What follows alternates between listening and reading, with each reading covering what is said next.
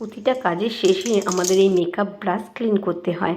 আর প্রতিটা মেকআপ আর্টিস্টেরই খুব ভালোবাসা প্রয়োজনীয় জিনিস হচ্ছে এই ব্রাশ। এই ব্রাশগুলো আমি কিভাবে ক্লিন করি সেটাই তোমাদের সাথে শেয়ার করলাম। প্রথমে একটি বোলের মধ্যে কিছুটা বেবি শ্যাম্পু নিয়ে ব্রাশগুলোকে 5 মিনিট চুবিয়ে রেখেছি। তারপর একটি ওয়্যাক্স স্ট্রিপস নিয়ে যেদিকটি খড়খড়ে সেদিকটির মধ্যে ব্রাশগুলো ক্লকওয়াইজ অ্যান্টি ক্লকওয়াইজ করে সেটা ওয়াশ করে নিয়েছি।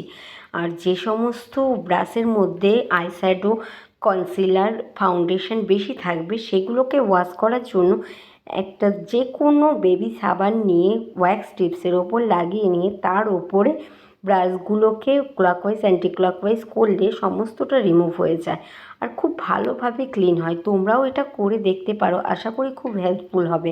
আমার ভিডিওটা যদি তোমাদের ভালো লেগে থাকে সবাই কমেন্ট করো, লাইক করো এবং শেয়ার করো। আর এরকম ভিডিও যদি তোমরা আরও